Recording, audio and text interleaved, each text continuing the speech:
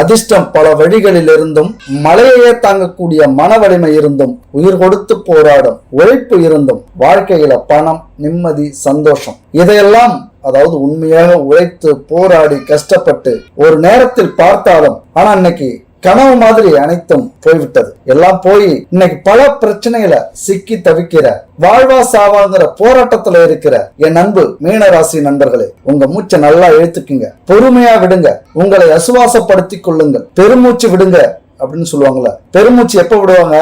ஒரு பெரிய நிம்மதி கிடைக்கும் போது பெருமூச்சு விடுவார்கள். அந்த பெரிய மூச்சை தற்போது விட்டுக் கொள்ளுங்கள். ஒரு நிமிஷம் உங்க கையை தூக்கி நான் ஜெயிக்க போறேன் அப்படின்னு ஓங்கி கத்துங்க, வேகமா கத்துங்க. ஏன்னா உங்க வாழ்க்கையில அது மாதிரியான ஒரு அற்புதமான அமைப்பு வந்திருக்கிறது தற்போது. இனிமே எல்லாமே ஜெயம்தான். மீனராசி நண்பர்களின் வாழ்க்கையில இனி வெற்றிக்கு தடையில்லை, எப்பொழுதுமே தோல்விக்கு இடமில்லை. அந்த அளவுக்கு உங்கள் வாழ்க்கையை மாற்றி அமைக்க போகிற ஒரு காலகட்டம் தற்போது. அதுக்கு முன்னாடி உங்க கூட இந்த விஷயத்தை நான் பகிர்ந்துக்கிறேன். இது ஒரு விளம்பரம் தான். இங்க நம்ம வாழ்க்கையில எவ்வளவோ பொருட்கள் கடையில வாங்குறோம், அது கலப்படம் இல்லாம தரத்தோட நியாயமான விலையில இருக்கா அப்படின்னா அது சந்தேகம் தான். ஆனா இந்த நம்பருக்கு கான்டெக்ட் பண்ணுங்க, 9043688626. Good baby. பல விதமான பூஜை பொருட்கள் இருக்கு. பஞ்சகாவிய விளக்கு, பஞ்சகாவிய சாம்பிராணி, அகர்பத்தி, அதுபோல பஞ்சதீப எண்ணெய், இவங்க செக்குல ஆட்டின எண்ணெய்களை வச்சு தீப எண்ணெய் பயன்படுத்திட்டு இருக்காங்க. பச்சரிசி மாவால கோலம் கட்டி கோலம் போடுற, நம்மளாம் அரைச்சி கோலம் போடுவோம். 9 விதமான பூஜை பொருட்களை கலந்து பச்சரிசியால கோலமாவு கட்டி, கோலமாவு பவுடரு, இவங்க இயற்கையான தானியங்களை வச்சு பல விதமான லட்டு செஞ்சு கொடுக்குறாங்க. இப்படி பல பூஜை பொருட்கள் இவங்கள்ட்ட இருக்கு. கடவுள் தானே அப்படின்னு கலப்படமான பொருளை நம்ம வாங்கி பயன்படுத்தும் போது அதற்கான முழு பலனை நம்ம அனுபவிக்க முடியாது. கண்டிப்பா கலப்படம் இல்லாத பொருளா இருக்கணும். கலப்படம் இல்லாம தரத்தோட பாரம்பரியமான முறையில செய்யப்பட்ட புதுமையான பூஜை பொருட்களும், அதுபோல பாரம்பரியமான முறையில தயாரிக்கப்பட்ட உணவுப் பொருட்களும் இவங்க செஞ்சு கொடுத்துக்கிட்டு இருக்காங்க. உங்களுக்கு நம்பிக்கை இருக்கும் பட்சத்தில் இவங்கள்ட்ட கான்டெக்ட் பண்ணி இந்த பொருளை வாங்கி பயன்படுத்தி பாருங்க, கண்டிப்பா உங்களை திருப்திப்படுத்தும். ஏன்னா மீனராசி நண்பர்கள் எவ்வளவோ உயரத்துல இருந்தீங்க, ஒரு நல்ல வருமானம், ஒரு நல்ல குடும்ப அமைப்பு, சந்தோஷம் இருந்திருக்கும். சில பேருக்கு குடும்பத்திற்காகவே தற்போது கஷ்டப்பட்டு கொண்டிருக்கிறீர்கள், போராடி கொண்டிருக்கிறீர்கள். அப்ப இந்த 2 விதமான மீனராசி நண்பர்கள் இருப்பீர்கள். தற்போது காயம்பட்டு, அசிங்கப்பட்டு, அவமானப்பட்டு, சரியான வேலையில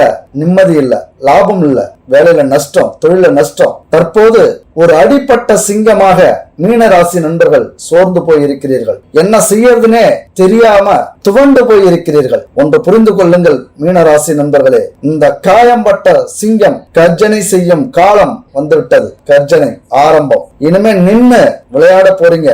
நீங்க உதவி செய்யறதுல பயங்கரமான ஆள். இப்ப இதுதான் உங்களுக்கு சில பிரச்சனைகள் இருந்திருக்கும். என்னென்ன பிரச்சனைனா, யாரை பார்த்தாலும் உதவி செய்யறது. வாழ்க்கைன்னா சந்தோஷம் தான், அதனால நம்ம வாழ்ந்து பார்க்கணும் அப்படின்னு வாழ்ந்து பார்க்கறது.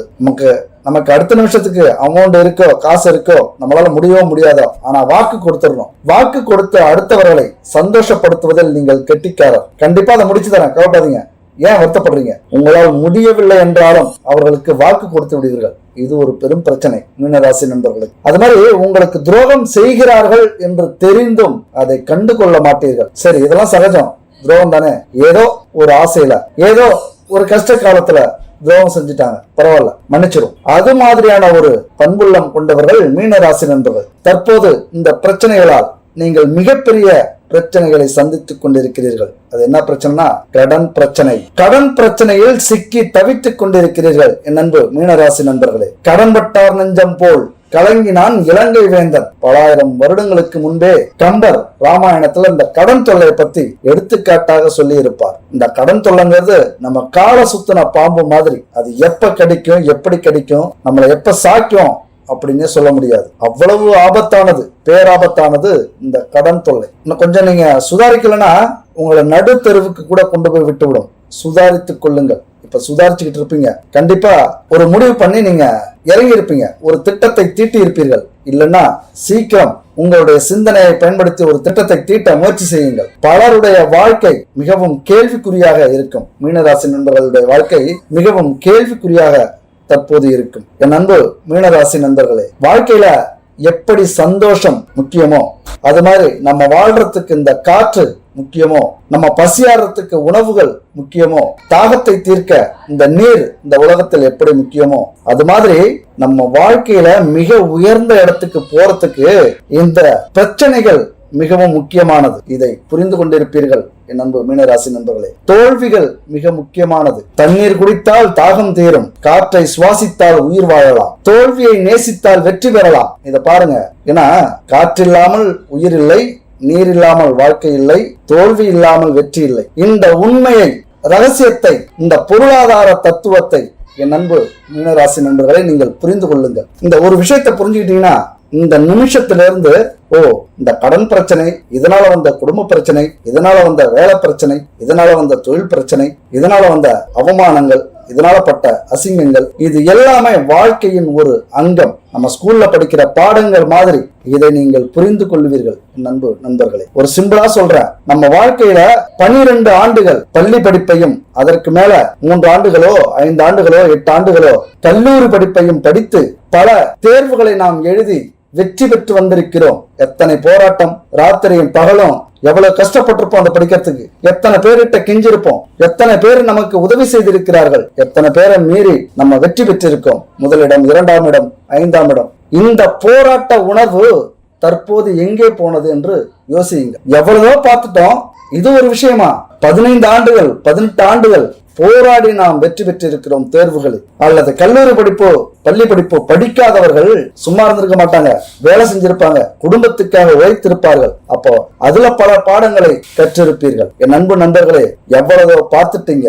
இது ஒரு விஷயமா? இப்ப உங்களுக்கு ஒரு பெரிய பாடம் புரிந்திருக்கும். நல்லவன் யார், கெட்டவன் யார், நல்லது எது, கெட்டது எது, நண்பன் யார், துரோகி யார், நல்ல உறவினர்கள் யார், காசுக்காக பணத்துக்காக நம்ம கூட உறவு வச்சிருக்கிற உறவினர்கள் யார், கணவன் எப்படி, மனைவி எப்படி, குழந்தைகள் எப்படி, பெற்றவர்கள் எப்படி, பெரியப்பா பெரியம்மா, சின்னம்மா, சித்தப்பா, அத்தை, மாமா, இவர்களெல்லாம் எப்படி என்று தற்போது நீங்கள் புரிந்து வைத்திருப்பீர்கள். உங்களுக்கான பாடத்தை நடத்தி முடித்திருக்கிறார்கள் இந்த கிரக அமைப்புகள். அதனால முதல்ல எவ்வளவு கஷ்டங்கள் நீங்கள் இருந்தாலும் இந்த கிரகங்களுக்கும் உங்களது துரோகிகளுக்கும் உங்களது தோல்விகளுக்கும் நீங்க மிகப்பெரிய நன்றியை சொல்லுங்க. பக்குவப்பட்டு விடுவீர்கள். இந்த பக்குவம் மட்டும் உங்க வாழ்க்கையில வந்துருச்சுன்னா கோடீஸ்வரனாக மட்டுமல்ல, உயர்ந்த மனிதனாக மாறிவிடுவீர்கள், மாமனிதனாக மாறிவிடுவீர்கள். இந்த உண்மையை நீங்கள் உணர வேண்டும். இந்த உண்மையை மட்டும் நீங்க உணர்ந்துட்டீங்கன்னா மாமனிதன். நீங்க சாதாரண மனிதன் அல்ல, மாமனிதன். என்ன உண்மை? சந்தோஷம், இன்பம், வெற்றி, இதெல்லாம் வாழ்க்கையில எப்படி முக்கியமோ அது மாதிரி இந்த தோல்விகளும் முக்கியம், இந்த பிரச்சனைகளும் முக்கியம், இந்த அசிங்கங்களும் அவமானங்களும் துரோகங்களும் முக்கியம். இந்த உண்மையை மட்டும் நீங்கள் தெரிந்து கொண்டால் உங்க வாழ்க்கையில யாருமே உங்களுடைய வெற்றியை தட்டி பறிக்க முடியாது. எப்படி நமக்கு 5 வயசுக்கு அடுத்தது 10 வயசு வருதோ, 10 வயசுக்கு அப்புறம் 15, 20, 30, இப்படி ஒவ்வொரு வயதையும் நாம் எப்படி கடந்து வருகிறோமோ அது மாதிரி ஒவ்வொரு தோல்வியையும் கடக்கும் போது கண்டிப்பா நமக்கு வெற்றியும் கிடைக்கும். ஒவ்வொரு தோல்விகளை, ஒவ்வொரு அசிங்கங்களை, ஒவ்வொரு அவமானங்களை சந்திக்கும் போது உங்களுக்கான வெற்றிகள் காத்து கொண்டிருக்கிறது. அதனால என் அன்பு மீனராசி நண்பர்களே, உங்க வாழ்க்கையில இந்த உயர்ந்த தத்துவங்களை, இதெல்லாம் சகஜம்ப்பா வாழ்க்கையில. நம்மளால முடியாத ஏதாவது இருக்கா? எவ்வளவுதான் பட்டிருக்கோம், அல்லது நஷ்டப்பட்டிருக்கோமா, அல்லது வேலை போயிடுச்சா, அல்லது குடும்பத்துல பிரச்சனை இருக்கா, அல்லது உறவினர்கள் அசிங்கப்படுத்தினாங்களா, அவமானப்படுத்தினாங்களா, 4 பேருக்கு முன்னாடி நம்ம அவமானப்பட்டிருக்கோமா, ஒரு தொழில் நிறுவனத்துல முதலாளி அல்லது மேனேஜர் நம்மளை அசிங்கப்படுத்தினாங்களா, அவமானப்படுத்தினாங்களா, கேலி கிண்டல் செய்தார்களா? சந்தோஷப்படுங்கள் என் அன்பு நண்பர்களே. ஒரு புன்னகையை பூத்துவிட்டு வெளியே வாருங்கள், அல்லது ஒரு புன்னகையை பூத்துவிட்டு அவர்களிடமிருந்து விலகுங்கள். அந்த புன்னகைக்கு எவ்வளவு வலிமை இருக்கிறது தெரியுமா? நீங்க திருப்பி 4 வார்த்தை பேசிட்டா கூட அவங்க மறந்துடுவாங்க. உங்கள் மேல ஒரு எந்த எண்ணமும் இல்லாமல் போய்விடும். ஆனா ஒரு சிரிப்பை மட்டும் சிரித்து விட்டு நீங்கள் வரும்போது உங்களை எப்ப பார்த்தாலும் ஒரு பயம் இருந்துகிட்டே இருக்கும். எப்போது பார்த்தாலும் எப்ப பதிலடி கொடுக்க போறானோ அப்படிங்கிற பயம் இருந்துகிட்டே இருக்கும். கண்டிப்பா இந்த உண்மையை நீங்கள் தெரிந்து கொண்டால் அவர்கள் வாழ்க்கையில கண்டிப்பா ஒரு பதிலடி கொடுப்பீங்க. நான் எத்தனையோ அனுபவிச்சிருக்கோம், எத்தனையோ முறை எத்தனையோ பேருக்கு நானும் பதிலடி கொடுத்திருக்கிறேன். என்பது மீனராசி நண்பர்களே, என்னால முடிந்தது உங்களால் முடியாமல் இருக்காது. அடுத்தவர்களால் முடிந்தது என்னால் முடிந்தது. அதனால உங்களாலேயும் முடியும். நண்பர்களே, இந்த உலகத்தில் அனைத்து சக்தியை விட நீங்கள் உயர்ந்தவர்கள். இதை உங்க மனசுல நீங்க எண்ணணும். நம்மை விட உயர்ந்தவன் கடவுள் மட்டுமே. அப்புறம் எல்லாருமே நமக்கு கீழேதான். நம்ம அடுத்தவர்களுக்கு பயப்படணும். ஆனால் நண்பர்களே, எக்காரணத்தை கொண்டும் அடுத்தவர்கள் மனதை புண்படுத்தாமல் மட்டும் வாழ்ந்து விடுங்கள்.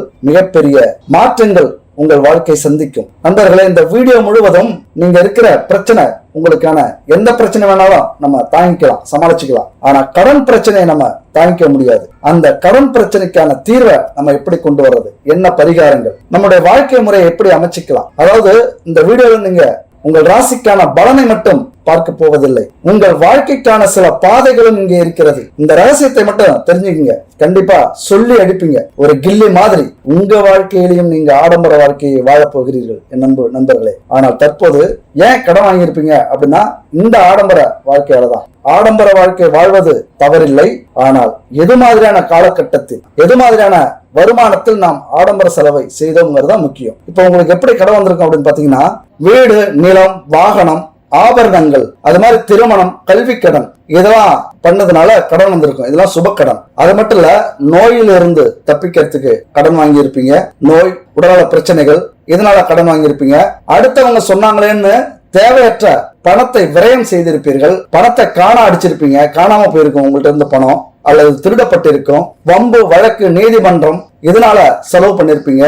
தொழில், வியாபாரம், இதனால உங்களுக்கு செலவாயிருக்கும். கூட்டாளி, துணை, குடும்பங்கள், எதிரிகள், கோர்ட்டு வழக்கு, விவாகரத்து, இதன் மூலியமாகவும் கடன்கள் வந்திருக்கும். அப்ப மன உளைச்சலில் இருக்கிறீர்கள். தற்போது கோபத்தை கட்டுப்படுத்த முடியாமல் தவித்துக் கொண்டிருக்கிறீர்கள். வாக்கு கொடுத்து மாட்டிக்கொண்டிருப்பீர்கள். கிடைத்த வேலையை திருப்திகரமாக செய்ய முடியாமல் தவிக்கிறீர்கள். வேறு வேலை மாறுறதுக்கும் முடியல, ஏன்னா கடன் பிரச்சனைகள் இருக்கிறது. இந்த கடன் பிரச்சனையால குடும்பத்துல பிரச்சனை, குடும்பத்தால வேலையில பிரச்சனை, இப்படி கடனால ஒவ்வொரு பிரச்சனைகளும் பிணைக்கப்பட்டு இருக்கிறது. வேலை செய்யற இடத்துல வீண் வாக்குவாதங்கள், எல்லாரையும் பகைச்சிக்கிறது, நிம்மதியை இழந்திருக்கிறீங்க. எந்த வேலை செஞ்சாலும் அதுல ஒரு நாட்டம் போக மாட்டேங்குது. யார பார்த்தாலும் கோபம், யாரும் நம்ம முன்னாடி சிரிச்சாலோ அல்லது சந்தோஷமா பேசினாலோ ஒரு வெறுப்பு. இந்த வாழ்க்கையே வேணாம் அப்படிங்கிற ஒரு எண்ணம் கூட தோண்டி இருக்கும். ஒரு அமைதியான இடத்தை தேடி எங்கேயாவது போயிடுவோமா அப்படின்னு கூட யோசிச்சிருப்பீங்க. ஒரு பைத்திய மாதிரி சுத்தக்கூடிய வாய்ப்புகள் கூட உருவாக்கி இருக்கும். ஆனால் இதெல்லாம் யார் செய்த சூழ்ச்சி அப்படி ஒன்னாலும் சொல்லலாம், அல்லது இதெல்லாம் நீங்க செய்த தவறுகள் இல்லை, இதெல்லாம் உங்களால வந்த கடன் இல்லை. யாரு வேணாலும் உங்களுக்கு துரோகம் செஞ்சிருக்கலாம், கெடுதல் செஞ்சிருக்கலாம், கடனை ஏற்படுத்தி இருக்கலாம். ஆனால் இது எல்லாமே இறைவனின் திருவிளையாடல். இது எல்லாமே ஒரு சோதனை கட்டம். இந்த கிரக அமைப்புகள்லாம் உங்களை சோதிச்சு பார்க்குது. இந்த கடன் பிரச்சனை கொடுப்போம், வீட்டுல பிரச்சனை கொடுப்போம், கணவன் மனைவியில பிரச்சனை கொடுப்போம், குடும்பத்துல பிரச்சனை கொடுப்போம், வேலையில பிரச்சனை கொடுப்போம், சமுதாயத்துல பிரச்சனை கொடுப்போம், அசிங்கம் அவமானங்களை ஏற்படுத்தி கொடுப்போம். அப்ப என்ன செய்கிறார் பார்க்கலாம். நிம்மதி இல்லாத வாழ்வை கொடுத்து பார்ப்போம். இப்ப இந்த சோதனை எல்லாம் நம்ம 5 வயசுல இருந்து பார்த்துட்டு வந்திருக்கோமா? ஸ்கூல்ல நம்ம எக்ஸாம் எழுதிருக்கோமா? அப்பெல்லாம் நம்ம மனம் தளராமல் அந்த சோதனை கட்டத்தை நாம் கடந்திருக்கிறோம், தேர்வில் வெற்றி பெற்றிருக்கிறோம். இப்ப மட்டும் ஏன் நம்ம பயப்படுறோம்? நல்லா யோசிச்சு பாருங்க. ஏன் இந்த சோதனைக்கு மட்டும் நம்ம பயப்படுறோம்? அப்ப இந்த கடன் பிரச்சனை, இந்த குடும்ப பிரச்சனை, இந்த வேலை பிரச்சனை, இந்த நிம்மதி இல்லாத பிரச்சனைகள் எல்லாமே ஒரு சோதனை கட்டம். இதுவும் கடந்து போகும். உங்களுக்கு யாரு வேணாலும் துரோகம் செஞ்சிருக்கலாம், யாரு வேணாலும் கெடுதல் செஞ்சிருக்கலாம், யாரு வேணாலும் எதிரியாக இருந்திருக்கலாம். ஆனால் உண்மையான அன்போடு உங்களை சோதிப்பது அந்த இறைவன். சோதிப்பது மட்டுமே வேலை. உங்க மேல வெறுப்பு காட்டுறது இறைவனின் செயல் அல்ல. சோதித்து அள்ளி கொடுப்பான். படைத்தவனின் துணை இருக்க அடுத்தவனின் துணை எதற்கு? இதயத்திலே துணிவிருக்க வருத்தம் இங்கே உனக்கெதற்கு? உன்னை நல்லாக்க உத்தமனை போலாக்க எண்ணியவன் யாரென்று கண்டு கொள்ள யாருண்டு? ஊரெல்லாம் உந்தன் பேரை போற்றும் நாள் வரும். ஓம் சாந்தி ஓம், ஓம் சாந்தி ஓம். மரத்தை வச்சவன் தண்ணி ஊத்துமா, மனச பார்த்துதான் வாழ்வ மாத்துமா. இப்படி எவ்வளவு பெரிய கஷ்டங்கள் தற்போது இருந்தாலும் படைத்தவனுடைய துணை இருக்க அடுத்தவனின் துணை எதற்கு? எல்லாருமே துரோகிகள் தான். கஷ்டப்பட்டா ஐயோ பாவம் அப்படிம்பாங்க. ஒருபடி மேல முன்னேறிட்டா எப்படி போடுறான், அதுக்குள்ள முன்னேறிட்டா இவனா மட்டும் எப்படி முடிஞ்சது, நல்லா வாழ்றான்டா, இப்படி வயது எறிஞ்சு போயிடுவாங்க நம்ம கூட இருக்கிற சில துரோகிகள், உறவினர்கள், நண்பர்கள். அதனால இதயத்துல துணிவு இருக்கும் போது வருத்தம் நமக்கு தேவையே இல்லை. கண்டிப்பா நம்ம வாழ்க்கையிலையும் வெற்றிங்கிறது பார்ப்போம். அப்ப இந்த கிரக அமைப்புகள் உங்களுக்கு எது மாதிரியான அமைப்பில் இருக்கிறது? சரி, எனக்கு எல்லா துணிச்சலும் இருக்கு, எப்படி வேணாலும் நான் உழைக்கிறதுக்கு ரெடியா இருக்கேன், ஆனா ஏதாவது இந்த பிரபஞ்சம் எனக்கு உதவி செய்யுமா? இந்த கிரக அமைப்புகள் எனக்கு உதவி செய்யுமா? இந்த உலகத்தில் இருக்கும் எனக்கு மேல ஏதோ ஒரு சக்தி இருக்கிறது, அந்த சக்தி ஏதோ ஒரு கடவுளாக இருக்கட்டும், எந்த கடவுளாக இருந்தாலும் சரி, அந்த கடவுள் எனக்கான பலனை கொடுக்குமா, எனக்கு உதவி செய்வார்களா அப்படி என்று கேட்டால், குரு பகவான் உங்கள் ராசியாதிபதி. அப்ப ராசியாதிபதியே தனஸ்தானத்தில் வருகிறார். அப்ப தனஸ்தானத்தில் வந்தா என்ன நடக்கும் அப்படின்னு பாத்தீங்கன்னா, பண வருமானம் அதிகரிக்கும். பல வழிகளில் இருந்து வரக்கூடிய வாய்ப்புகள் இருக்கிறது. முயற்சி பண்ணிக்கிட்டே இருங்க. இதுக்கு மேல சரியா சிந்தித்து முயற்சி பண்ணுங்க. ஒரு விஷயத்தை நீங்க முயற்சி பண்ணிட்டு இருக்காதீங்க, பல வழிகளில் முயற்சி பண்ணுங்க. கண்டிப்பா 1-2 இடம் உங்களுக்கு கிளிக் ஆகும். அதை பிடிச்சுக்குங்க. அந்த நூலை பிடித்து கொண்டு அதை பெரிய கயிறாக்கி அதன் மூலமா நீங்கள் பயணத்தை தொடருங்கள். உங்கள் கஷ்டங்கள் எல்லாம் இந்த சூரியனை கண்ட பனி போல மறைய போகிறது. வாக்குஸ்தானத்துல குரு பயணம் செய்கிறார். குடும்பத்தில், வேலை செய்யற இடத்தில் மதிப்பு, மரியாதை, புகழ் உயரும். உங்களுடைய வருமானம் திருப்திகரமாக இருக்கும் இந்த குரு பகவானால். அது மாதிரி தடைபட்டு வந்த சுப காரியங்கள் உங்க குடும்பத்துல நடக்கும். தொழில், வேலை, வெளிநாட்டு பயணங்கள் எல்லாம் அனுகூலமா நடக்கும். அதுபோல நோய் நொடி, சீக்கு பிணி, கேடுகள் இதெல்லாம் மறைந்து அது மாதிரி உங்க வாழ்க்கையில கடன் பிரச்சனையை தீர்க்கக்கூடிய அமைப்பும் இருக்கிறது. இந்த குரு பகவான் தயாராக இருக்கிறார். உங்களுடைய கடனை அடைப்போம். ஆனா தலைவர் என்ன பண்றாருன்னு பார்க்கும். ஏதாவது முயற்சி பண்றாரா, ஏதாவது உழைக்க ரெடியா இருக்காரா, ஏதாவது சிந்திக்கிறாரா, அல்லது நம்மளை சந்தோஷப்படுத்துறதுக்கு ஏதாவது செய்வாரா அப்படிங்கிறது மாதிரி குரு பகவான் தற்போது உங்களை கவனித்துக் கொண்டிருக்கிறார். ஆன்மீகத்தின் வழியாக நீங்கள் தொழில் தொடங்கினாலும், உங்களுடைய பழைய தொழிலாக இருந்தாலும், ஒரு நல்ல வேலையில் இருந்தாலும், வெளிநாட்டுக்கு சென்றிருந்தாலும் உங்களுக்கு அற்புதமான அமைப்பை, காலகட்டத்தை இந்த குரு பகவான் கொண்டு வந்திருக்கிறார். இதுவரைக்கும் படிச்சு அந்த படிப்புக்கான வேலை செய்யாதவர்களுக்கு நல்ல வேலை கிடைக்கும். அதே படிப்புக்கான வேலை கிடைக்கும். அது மாதிரி நீங்க ஆசைப்பட்ட வேலை எவ்வளவு முயற்சி பண்ணி கிடைக்காதவர்களுக்கு அந்த வேலை கிடைக்கும். அந்த உத்தியோகத்தில் முன்னேற்றம் கிடைக்கும், மாற்றம் கிடைக்கும். நீண்ட காலமாக கோர்ட்டு, வம்பு, வழக்குகள் இதெல்லாம் நடந்துகிட்டு இருந்ததுன்னா அதுல சாதகமாக உங்களுக்கு அமையும். அப்ப நீங்க என்ன பண்ணணும், பரிகாரங்களையும் செய்ய வேண்டும். இது முக்கியம். ஏன்னா பரிகாரங்கள்ங்கிறது பெரிய கஷ்டம் இல்ல, ஆனால் உண்மையாக இருக்க வேண்டும், ஆனால் நம்ப வேண்டும். இதுதான் நம்பிக்கை மட்டும்தான் பரிகாரம். இந்த பரிகாரத்துக்கு நம்பிக்கை இருந்தால் போதும், ரொம்ப கஷ்டம்லாம் பட வேண்டியதில்லை. இந்த ஆன்மீகத்தையும் உழைப்பையும் நீங்க சேர்த்து உங்க வாழ்க்கையில முயற்சி பண்ணுங்க. கண்டிப்பா மிகப்பெரிய மாற்றத்தை உங்கள் கண்கூடாக பார்ப்பீர்கள். இப்ப ஃபர்ஸ்ட் பரிகாரத்தை பார்க்கலாம். அப்ப பரிகாரங்கிறது இந்த கடன், குடும்ப பிரச்சனை, வேலையில பிரச்சனை அல்லது பயணத்துல பிரச்சனை, இப்படி ஒரு மனிதனுக்கு பிரச்சனைகள் வருது அப்படின்னா பஞ்சபூதத்தால் தான் பிரச்சனைகள் வரும். அப்ப அந்த பஞ்சபூதத்தை நாம சந்தோஷப்படுத்தணும். அதற்கான பரிகாரங்களை நாம் செய்ய வேண்டும். அப்ப அதற்கான பரிகாரங்களை செய்யணும் அப்படின்னா பஞ்சதீப எண்ணெய் பரிகாரம் செய்யுங்கள். அப்ப இந்த பஞ்சதீப எண்ணெய் பரிகாரம் செஞ்சா கடன் தொல்லை தீரும். கண்டிப்பா எவ்வளவு பெரிய கடன் பிரச்சனையாக இருந்தாலும் அசால்ட்டா நீங்க தீர்த்துருவீங்க. அப்ப பஞ்சதீப எண்ணெய் அப்படின்னா என்னன்னா 5 எண்ணெய்களை கலந்து தீபம் ஏற்றுவதுதான் பஞ்சதீப எண்ணெய். அப்ப அது என்னென்ன எண்ணெய் அப்படின்னு பாத்தீங்கன்னா நல்லெண்ணெய், இழுப்ப எண்ணெய், விளக்கெண்ணெய், வேப்பெண்ணெய், நெய், அதாவது பசுமாட்டு நெய். இந்த 5 எண்ணெய்களையும் கலந்து தீபம் ஏற்றுவது பஞ்சதீப எண்ணெய். அப்ப சாதாரண எண்ணெய் தீபம் ஏற்றக்கூடாதா? ஏன் 5 எண்ணெய்களை தான் தீபம் ஏற்றணுமா அப்படின்னா ஒவ்வொரு எண்ணெய்க்கும் ஒவ்வொரு சிறப்பு இருக்கு. அது தப்பு இல்லை. இப்ப தேங்காய் எண்ணெயில தீபம் ஏற்றினா வசீகரம் கூடும், அழகு கூடும். நல்லெண்ணெயில தீபம் ஏற்றினால் ஆரோக்கியம் பெருகும், பயம் நம்மள்ட்ட இருந்து விலகும். இழுப்ப எண்ணெயில தீபம் ஏற்றி வழிபட்டால் சகல காரியங்களும் வெற்றி பெறும். விளக்கெண்ணெயில தீபம் ஏற்றி வழிபடும் போது அழியாத புகழை பெறுவோம், குலதெய்வ அருள் கிடைக்கும். அதனால பசுனை தீபம் ஏற்றி வழிபட்டால் செல்வ விருத்தி, நினைத்தது நிறைவேறும். வேப்பெண்ணெயில தீபம் ஏற்றி வழிபட்டால் குடும்ப உறவுகளில் மகிழ்ச்சி பொங்கும், கணவன் மனைவி உறவு மேம்படும். அப்ப ஒவ்வொரு எண்ணெய்க்கும் ஒவ்வொரு சிறப்பு இருக்கு. ஆனா எல்லா எண்ணெயும் நம்ம சேர்த்து தீபம் ஏற்றும் போது அனைத்து சிறப்புகளும் அதில் அடங்கிவிடும். இந்த அனைத்து பலன்களும் அந்த ஒரு எண்ணெயில நமக்கு கிடைச்சிடும். அது எப்ப ஏத்தணும் அப்படின்னு பாத்தீங்கன்னா அமாவாசை, பௌர்ணமி இல்லைன்னா செவ்வாய், வெள்ளி இது போன்ற தினங்களில் மாலை 6 மணி முதல் மறுநாள் காலை 6 மணி வரை இந்த எண்ணெயில தீபம் ஏற்றி வையுங்கள். அதுக்கப்புறம் விடியற்காலை, அதாவது பிரம்ம முகூர்த்தம் அப்படின்னு சொல்லுவாங்க, 4 to 5. இந்த 4 to 5ல குளிச்சுட்டு பூஜை அறையில போய் உட்காருங்க. அதாவது பச்சரிசி கோலமாவு போட்டுக்குங்க. மிகப்பெரிய சக்தி இருக்கிறது இந்த பச்சரிசி கோலமாவு. அந்த பச்சரிசி மாவு கோலத்தை போட்டுக்கிட்டு இந்த லட்சுமி விளக்குல 5 முகம் இருக்குல்ல, அந்த விளக்குல 5 திரிகளை போட்டு இந்த பஞ்சதீப எண்ணெயை ஊத்தி தீபம் ஏற்றி கொள்ளுங்கள். தீபம் ஏற்றிக்கிட்டு இந்த சாமி முன்னாடி உங்களுடைய கஷ்டங்களையும் கடன்களையும் சொல்லுங்கள். மெயினா கடன் எங்கெங்க இருக்கு, எவ்வளவு இருக்கு, யாருக்கு எவ்வளவு கொடுக்கணும், அது எதனால கடன் வந்தது, அந்த கடன் நீங்கள் அடைத்தே தீர வேண்டும், அதற்கு உதவி செய்யுங்கள் அப்படிங்கிற மாதிரி அந்த இடத்துல பட்டியலிட்டு வேண்டிக் கொள்ளுங்கள். அதுக்கப்புறம் இந்த மந்திரத்தை சொல்லுங்க.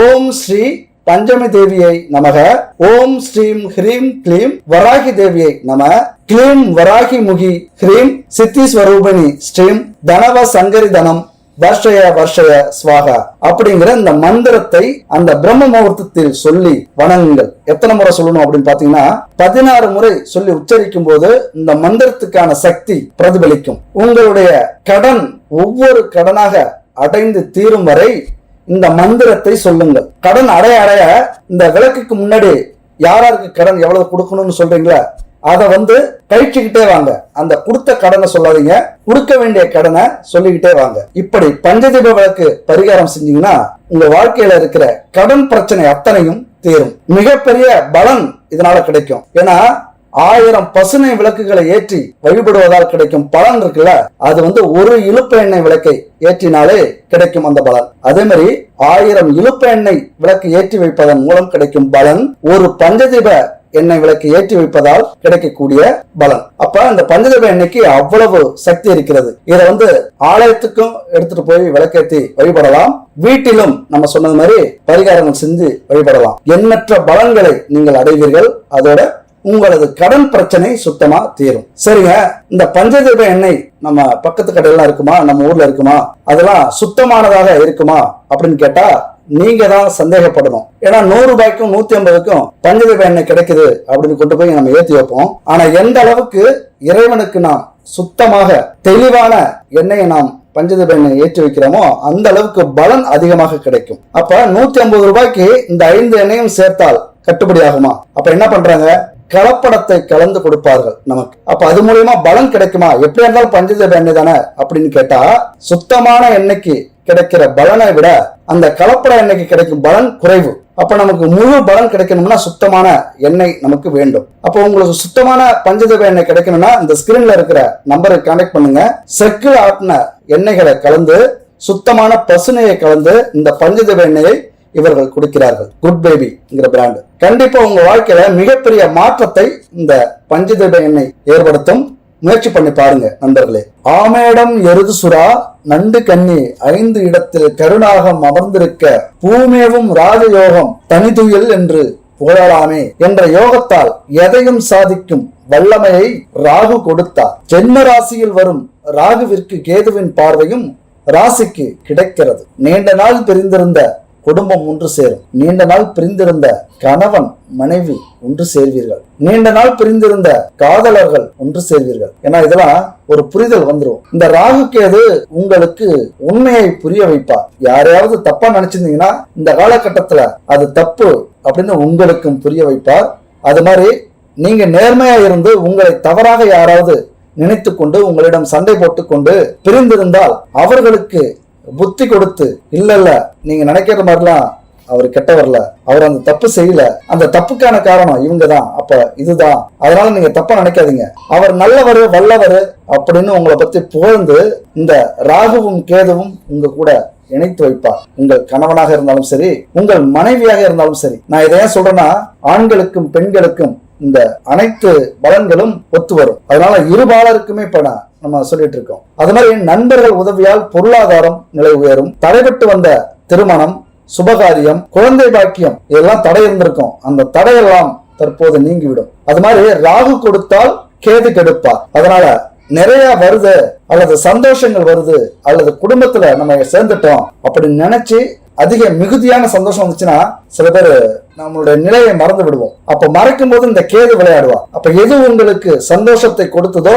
அந்த சந்தோஷத்தை கெடுக்கிறது மாதிரியான வேலைகளை கேது செய்வார். அப்ப ரொம்ப எச்சரிக்கையாக இருங்கள். கிடைக்கிற சந்தோஷத்தில் நீங்கள் எச்சரிக்கையாக நடக்க வேண்டியது அவசியம். அதனால எல்லாத்திலுமே கவனமா இருங்க. பணம், குடும்பம், காதல், வேலை, அரசு, அரசியல் துறை, இப்படி எல்லா விஷயத்திலையும் உங்களுக்கான வாய்ப்புகள் அமையும். ஆனால் அதில் எச்சரிக்கையாக இருக்க வேண்டியது அவசியம். ராகு 7ஆம் இடத்தை பார்க்கிறார். இதுவரை செய்த பரிகாரங்களுக்கு இப்பொழுதுதான் பலன் கிடைக்க போகிறது. நீங்க பட்ட கஷ்டத்துக்கெல்லாம் பலன் உங்களுக்கு கண்டிப்பா கிடைக்கும். முக்கியமா குலதெய்வ வழிபாடு குடும்பத்துல மிக மிக முக்கியம். அப்பதான் மன நிம்மதியும் மகிழ்ச்சியும் உங்களுக்கு கிடைக்கும். ராகு கொடுப்பதை அனுபவிக்க தயாராக இருங்கள் என் நண்பர்களே. அப்ப அனுபவிக்க தயாராக இருங்கள் அப்படின்னா உழைக்க தயாராகி விடுங்கள், சிந்தித்து செயல்பட தயாராகி விடுங்கள். முக்கியமா ஆன்மீகத்துல ஈடுபட வேண்டிய அவசியம் இருக்கிறது. என் அன்பு மீனராசி நண்பர்களே, ஆன்மீகத்தில் ஈடுபடுங்கள். வழிபாடு மிகவும் ஒரு மனுஷ வாழ்க்கையில முக்கியம். ஏன்னா நமக்குள்ளார ஒரு அதிர்வலைகளை ஏற்படுத்தும் அந்த வழிபாடு.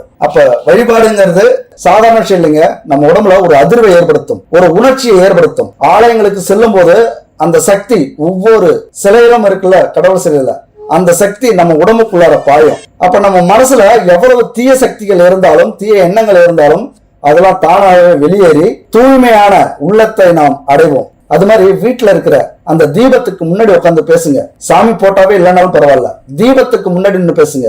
அது கடவுளுக்கு சமம். அந்த தீபத்துக்கு அவ்வளவு வலிமை இருக்கிறது. உங்களுடைய குறைகளை சொல்லுங்க, உங்களுடைய கஷ்டங்களை சொல்லுங்க. நமக்கு மேல இருக்கிற ஒரு சக்தியோடு நீங்கள் கூட்டணி வையுங்கள். முழு திருப்தியா நம்பணும், கடவுளை நம்பியே ஆக வேண்டும். வேற வழி இல்ல, உங்களுக்கு வேற என்ன வழி இருக்கு? அப்ப வேற வழி இருந்துன்னா அதை செஞ்சு பாருங்க. எவ்வளவு வழிகள் இருந்து செய்து பார்த்தாலும் கடவுளின் துணை கண்டிப்பா எல்லாருக்குமே தேவை. நமக்கு மேல ஒரு சக்தி இருக்கு அப்படிங்கிறத கண்டிப்பா நம்புங்க. நம்பியவர்கள் தான் இன்னைக்கு நாட்டை ஆண்டு கொண்டிருக்கிறார்கள், சுகபோக வாழ்க்கையை வாழ்ந்து கொண்டிருக்கிறார்கள் கோடீஸ்வரர்களாக. அதனால எவ்வளவு பெரிய கஷ்டத்தில் இருந்தாலும், ஓ கடவுளே நீயே கதி, நீயே விதி, கண்ணீர் விட்டு அழுங்கள். நீங்க விடுற ஒவ்வொரு சொட்டு கண்ணீரும் ரத்தத்திற்கு சமமானது. கடவுள் முன்னாடி அழுதீங்கன்னா அந்த ஒவ்வொரு கண்ணீரும் ரத்தத்திற்கு சமமானது. ரத்தத்தை காணிக்கையா கொடுத்தது மாதிரி அந்த கண்ணீருக்கு அவ்வளவு வலிமை உண்டு. அதற்கு பதில் சொல்லியாக வேண்டும் அந்த இறைவன். ஏன்னா அடுத்தவங்கள்ட்ட புலம்புறத நம்ம முதல்ல நிறுத்துவோம், அடுத்தவங்கள்ட்ட சொல்லி வருத்தப்படுறத நம்ம நிறுத்துவோம். ராத்திரி முழுவதும் தூங்காம அதை பத்தி நினைச்சிட்டு இருக்கிறத நம்ம நிறுத்துவோம். யாரால நம்ம கடன் பட்டமோ அவங்கள கோபமா பேசுறதையும், அவங்கள திட்டி சாபம் விடுறதையும் நம்ம நிறுத்துவோம். ஏன்னா நம்ம கடன் பிரச்சனையை சிந்திக்க சிந்திக்க நம்மகிட்ட இருக்கிற நேர்மறை எண்ணங்கள் போய் எதிர்மறை எண்ணங்கள் அதிகரிக்கும். நம்முடைய சக்தி முழுவதும் வீணடிக்கப்படும், நேரம் வீணடிக்கப்படும். அப்ப கடந்தவை கடந்தவைதான். அவற்றிலிருந்து நாம் பாடங்களை கற்றுக்கொண்டு, அனுபவத்தை கற்றுக்கொண்டு மீண்டெழுந்து வருவோம். எத்தனை கோடி கடன் இருந்தாலும் உங்கள் முயற்சிக்கும் உங்கள் உழைப்புக்கும் அது சிறு துளிதான். உங்களால இந்த கடனை விட 1000 மடங்கு செல்வத்தை குவிக்க முடியும். அந்த ஆற்றல் எல்லாருக்கிட்டையுமே இருக்கு.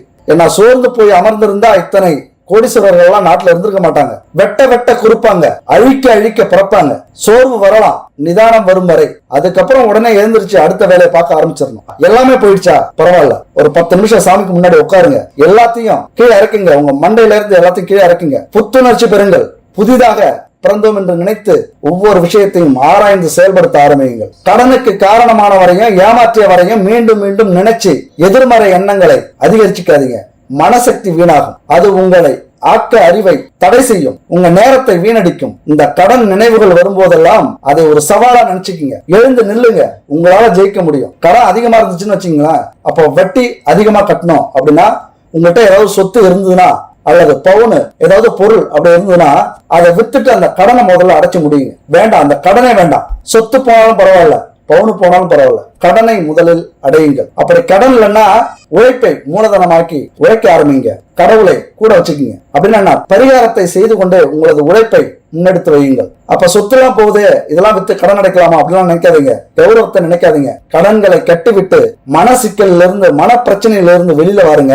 உண்மையான உழைப்பை, நேர்மையான உழைப்பை அங்க போடுங்க. கண்டிப்பா நீங்க சாதித்து காட்டலாம். இன்னைக்கு ஒரு மனுஷனுக்கு 1000 வேலை இருக்கு. யோசிக்கணும், அவ்வளவுதான். யோசிச்சா கண்டிப்பா ஏதோ ஒண்ணு கிளிக்காகவும் சாதிக்கலாம் இந்த உலகத்துல. ஏன்னா டெக்னாலஜி வளர்ந்து விட்டது. இந்த காலத்துல ஜெயிக்கிறதுலாம் ரொம்ப ஈஸி. அப்படி ஏதோ ஒரு விதத்துல ஜெயிச்சிட்டீங்க அப்படின்னா பணம் வந்துவிடும், பணம் கொட்டும்.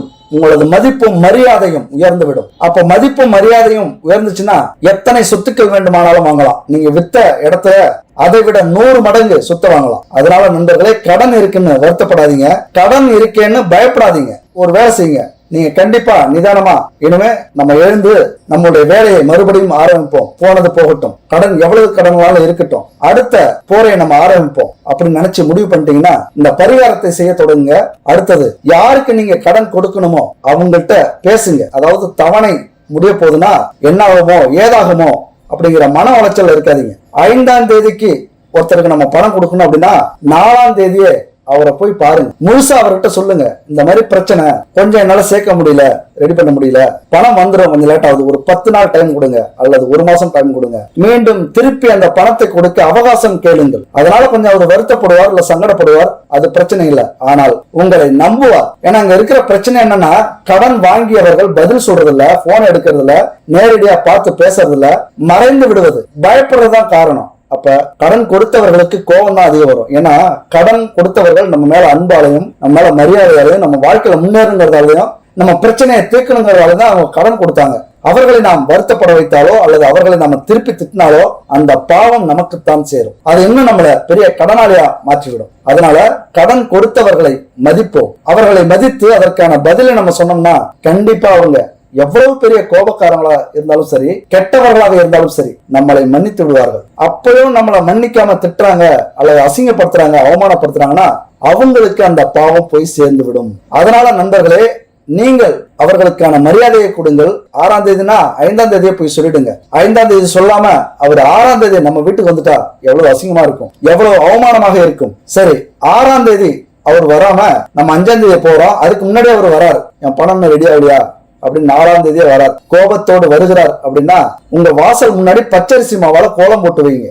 அந்த கோலத்துக்கு அவ்வளவு சக்தி இருக்கிறது. வர்றவங்களை அமைதிப்படுத்தி விடும். எவ்வளவு பெரிய கோபத்துல வந்தாலும் சரி, அப்படியே அமைதி ஆயிடுவாங்க. நடுவுல ஒரு பூ வச்சிருங்க. அவர்கள் மனதை மாற்றும் சக்தி அந்த பச்சரிசி கோலமாவுக்கு இருக்கு. நான் பச்சரிசி கோலமாவுங்கிறது அவ்வளவு சாதாரண விஷயம் இல்ல. 1000 ஏழைகளுக்கு அன்னதானம் செய்த புண்ணியம் இந்த பச்சரிசி மாவால கோலத்தால நமக்கு கிடைக்கும். அந்த கோலத்தை போட்டு வைங்க. வரவர் எவ்வளவு கோபமா இருந்தாலும் அமைதியாகி விடுவார். அவர் உடனே கூப்பிடுங்க, விடுற வாங்க, வந்து தண்ணி சாப்பிடுங்க, டீ சாப்பிடுங்க. ஐயோ எங்களுக்கு அமௌண்ட் வரல, கொஞ்சம் கால தாமதம் ஆயிடுச்சு, ஒரு வாரம் பொறுத்துங்க, 1 மாசம் பொறுத்துங்க, கண்டிப்பா கொடுத்துறோம். அமைதிப்படுத்தி அவரை அனுசரணையாக பேசி கொஞ்சம் ரெக்வெஸ்ட் கேட்டு நல்லபடியாக அவரை வழி அனுப்பி வையுங்கள்.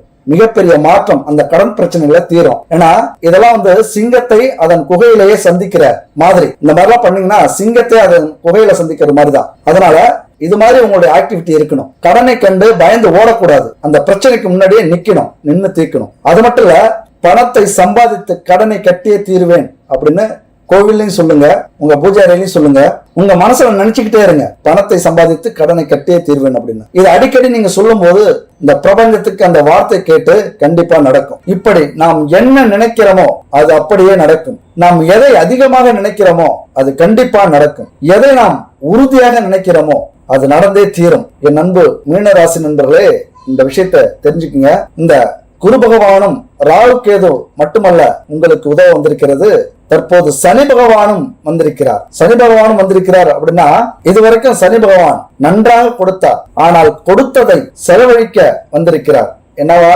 விரய சனியா வந்திருக்கிறார். அப்போ உங்கள் ராசிக்கு தற்போது சனி பகவான் விரயசனியாக அமர்ந்திருக்கிறார். என்ன செய்வார் இந்த சனி பகவான் அப்படின்னா, நீங்க நல்ல வழியில் சம்பாதித்த பணத்தை சுப வழிகளில் செலவு செய்ய வைப்பார். ஏதாவது உங்களுக்கு தெரியாமலோ அல்லது தெரிந்தோ கெட்ட வழியில் சம்பாதித்தீர்கள் என்றால் அதை கெட்ட வழியாகவே அனுப்பி வைப்பார். அப்ப சனி பகவான்கிறவர் ஒரு நீதிமான், ஒரு நேர்மையா இருப்பார். நேர்மையா இருக்கிற மீனராசி நண்பர்கள் யாருமே சனியை கண்டு பயப்பட வேண்டாம். ஏன்னா இப்பதான் உங்களுக்கு சனி பகவான் 7.5 சனி ஆரம்பிச்சிருக்கு. 7.5 சனிங்கிறது விரயச்சனி. விரயச்சனியில சனி பகவான் வந்திருக்கிறார்.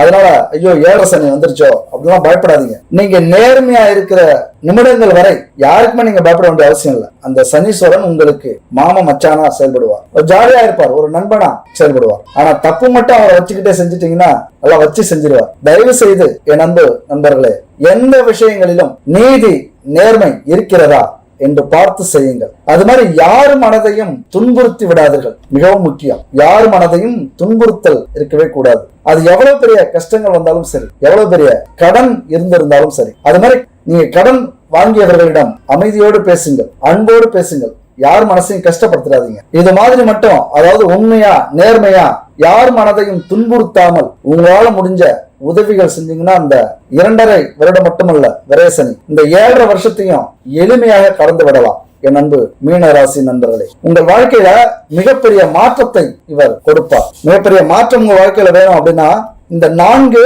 கடவுள்களின் அனுக்கிரகம் உங்களுக்கு வேண்டும், அருள் வேண்டும். ஒரு பரிகாரம் செய்யுங்க. இந்த 4 பேருடைய அருள் உங்களுக்கு கிடைத்துவிடும். ஒரு எளிமையான பரிகாரம், ஆனால் மிக சக்தி வாய்ந்த பரிகாரம். உங்களால் முடிந்தால் இதை செய்யுங்க. ஈஸ்வரன், சனீஸ்வரன், நரசிம்மர், அஷ்டலட்சுமி தேவிகள், இந்த 4 பேருடைய அனுக்கிரகமும் அருளும் நமக்கு தேவை. அப்ப இந்த 4 பேருடைய அருளும் நமக்கு தேவைன்னா அதற்கு ஒரே பரிகாரம் போதும். ஒரு சிம்பிளா ஒரு பரிகாரம் என்னன்னா, ஈசனுக்கு சனி பிரதோஷம் மிகவும் மகிமை வாய்ந்தது.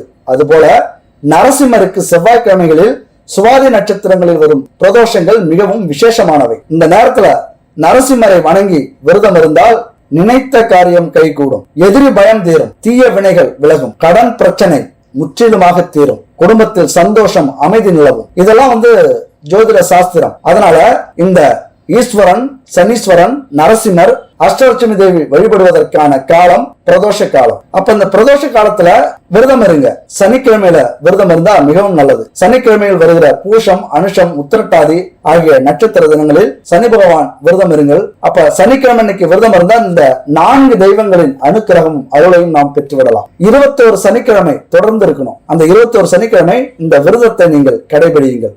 எப்படி விரதம் இருக்கணும்? ஒவ்வொரு சனிக்கிழமை அன்னைக்கும் காலையில எழுந்து குளிச்சுட்டு, சுத்தம் சனிக்கு ரொம்ப பிடிக்கும், அதனால சுத்தமொத்தமா உங்கள் வீட்டின் பூஜை அறையை கழுவி சுத்தம் செய்யுங்கள். பூஜை அறையில பச்சரிசி மாவால கோலம் இடுங்கள். என்ன கோலம் இடணும்? தாமரைப்பூ கோலம் இடுங்கள். அந்த தாமரைப்பூ கோலத்துல ஒரு பவுல்ல, ஒரு பாத்திரத்துல தண்ணி வச்சு அதுல பச்சை கற்பூரத்தை கொஞ்சம் போட்டுங்க. அந்த பஞ்சதீப எண்ணெய் கொளுத்துறீங்களா, அந்த எண்ணெயில கொஞ்சம் பச்சை கற்பூரத்தை போட்டுங்க. உங்க பர்சலையோ அல்லது பாக்கெட்ல இந்த பச்சை கற்பூரத்தை வச்சுக்கோங்க. ஏன்னா பணத்தை இருக்கக்கூடிய சக்தி அதிகமாக இருக்கிறது இந்த பச்சை கற்பூரத்துக்கு. ஏன்னா கடன் பிரச்சனைக்காக தான் நம்ம இந்த விரதம் இருக்கிறோம், இந்த பரிகாரம் இருக்கிறோம். அதனால பச்சை கற்பூரம் மிகவும் முக்கியம். பச்சரிசி கோலமாவும் நம்ம குடும்பத்துல நிம்மதியை கொண்டு வரும், தான தர்மம் செய்த புண்ணியத்தை கொடுக்கும். அது மாதிரி பஞ்சகாவிய விளக்கு கேள்விப்பட்டிருப்பீங்க. சாணம், பால், நெய், கோமியம், தயிர், இந்த 5 பசுமாட்டிலிருந்து கிடைக்கக்கூடிய பொருள் இருந்து தயாரிக்கப்பட்டதுதான் இந்த பஞ்சகாவிய விளக்கு. இத ஒரு பித்தளை பாத்திரம் இருந்ததுன்னா அதுல ஏத்தி வைங்க. முழுசா எரிஞ்சிடும். முழுசா எரிஞ்சதுக்கு அப்புறம் அந்த சாம்பலை ஒரு இதுல அடைச்சு வச்சுங்க, ஒரு டப்பாவில. அது இந்த கடன் பிரச்சனைக்கு மிகப்பெரிய தீர்வு. அது மாதிரி மூலிகை கலந்த கப்பு சாம்பிராணி எரிய வைங்க. நம்ம வீட்டு ஃபுல்லா அந்த சாம்பிராணி புகை பரவும் போது தீய சக்திகள், குடும்பத்துல இருக்கிற பிரச்சனைகள்லாம் அது தீர்க்கக்கூடிய வல்லமை உடையது. அப்ப இதெல்லாம் செஞ்சுக்கிட்டு நீங்கள் சாமிக்கு முன்னாடி உட்கார்ந்து உங்களுடைய பிரச்சனையை சொல்லுங்க. பிரச்சனையை சொல்லிட்டு இந்த மந்திரத்தை ஜபியுங்கள். அதுதான் அந்த மந்திரம்.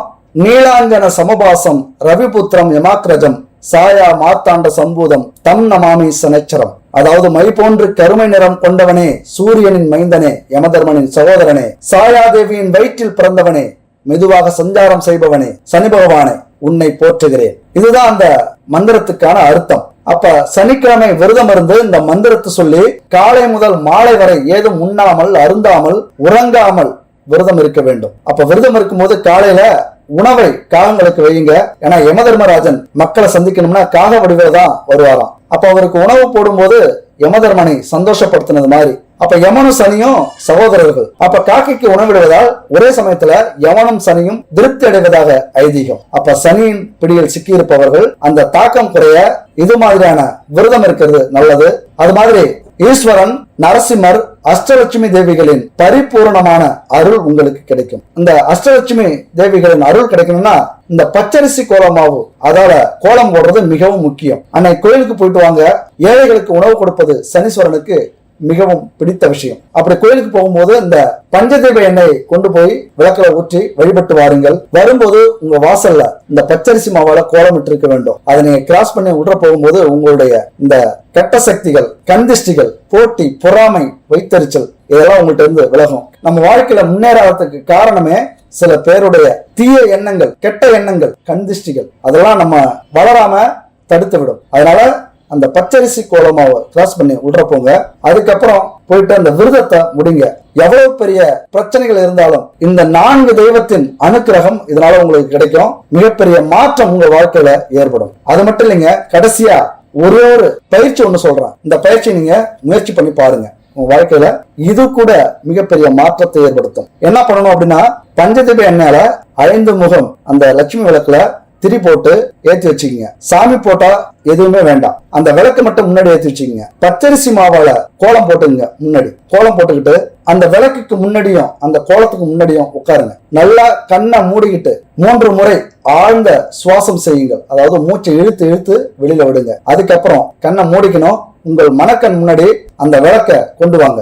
அதுக்கப்புறம் உங்களுக்கு பணம் அதிகமாக கிடைப்பது மாதிரியும் அதை எடுத்துக்கொண்டு போய் கடன் கொடுத்தவரிடம் கொடுப்பது மாதிரியும் அவர் மகிழ்ச்சியாக பெற்றுக்கொள்வது போலவும் நீங்கள் அவருக்கு நன்றி கூறிவிட்டு நிம்மதி சந்தோஷத்துடன் வீடு வருவது போலவும் காட்சிகளை மனத்திரையில் பாருங்கள். அப்ப மனத்திரையில இதெல்லாம் பார்த்துட்டு கண்களை திறந்து விடுங்க. அப்ப இந்த பயிற்சியை நீங்க காலையிலும் மாலையிலும் செய்து வாருங்கள். உங்கள் உள்மனதில் உள்ள இந்த கடன் பிரச்சனை தீரும் வரை இந்த பயிற்சியை செய்து வாருங்கள். அப்படி இந்த பயிற்சியை செஞ்சுக்கிட்டே வந்தீங்கன்னா ஒரு நாள் உங்கள் கனவுல இந்த காட்சி வரும். அப்ப அந்த கனவுல இந்த காட்சிகள் வரும்போது கண்டிப்பா அது நினைவாக மாறும். கனவுக்கு அவ்வளவு சக்தி இருக்கிறது. அதிகப்படியா சொன்னோம்னா வச்சுக்கோங்க, சரி கனவு காண போய் நம்மள பைத்தியக்காரன்னு சொல்லுவாங்க. ஆனால் ஒரு விஷயத்த நடக்க போதுனாதான் நம்ம கனவு காணுவோம். கனவு கண்டுட்டு நினைக்கிறதுக்கும் நம்ம நினைச்சது கனவுல வர்றதும் அது மிகப்பெரிய அதுக்கு வித்தியாசம் இருக்கு. அதனால நாம நினைச்சது கனவுல வரும்போது கண்டிப்பா அந்த கனவு நிறைவேறும். கடவுள் நம்பிக்கை இருந்தால் இந்த விஷயத்த நீங்க செஞ்சு பாருங்க. கண்டிப்பா ஒரு நாள்